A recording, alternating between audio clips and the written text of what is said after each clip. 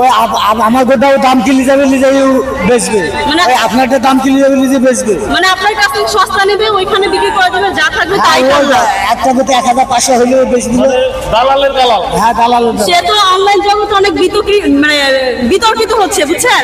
যে সে বলতেছে 70,000 দাম দেখে আসতেছে, একটা গরু তার 70,000 নাই, সব 1,30,000 1,26,000।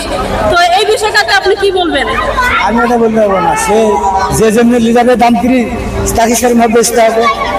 ও তো নিজের টাকা দিয়ে কিনলে যায় না। আমার গরু আমার এগোতে দাম কি আমার দাম কিনে যাবে, আমি যদি বলি যে 1.5 লাখ বেচো, ও বিক্রি হওয়ার পর আপনাকে টাকা দিবে? হ্যাঁ বিক্রি হবে তারপর দিবে? হ্যাঁ, বিক্রি নাহলে গরু ঘুরে দিতে তাহলে তো আপনার লস। ওই গরুটা আপনি বিক্রি করলে একটু বেশি তো বিক্রি করতে পারতেন। চলুন আমরা একটু সুখচানের সাথে কথা বলে আসি, দেখি আসলে সে কি বলে এই বিষয়ে। অন্যদিকে গরুর একটা ছাদ দেখতে পাচ্ছি আমরা পিছনে, একেবারে সবার অবস্থা খারাপ করে দিচ্ছে।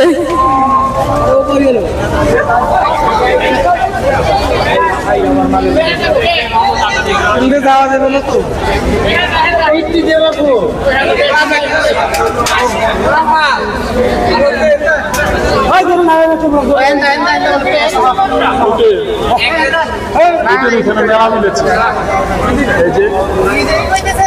মেলা মিলেছে উটের এখানে। এখানে ক্রেতা আপনারা খুব কমই পাবেন, ক্রেতার থেকে দর্শনার্থী অনেক বেশি পাবেন। এই দর্শনার্থীর জন্য প্রায় বেশিরভাগ ব্যাপারীরা খুবই বিরক্তিকর অবস্থায় আছে। কিছুক্ষণ আগে আমরা দেখতে পাচ্ছি একটা দুম্বা কিন্তু মারা গিয়েছে স্ট্রোক করে। মারা গিয়েছে সামনে গাছ চটলে।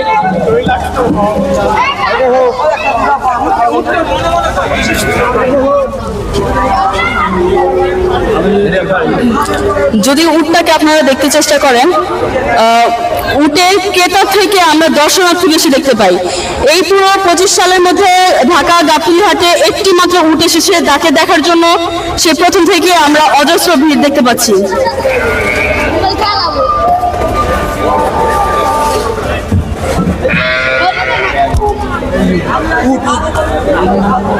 ফোকাস হয় না।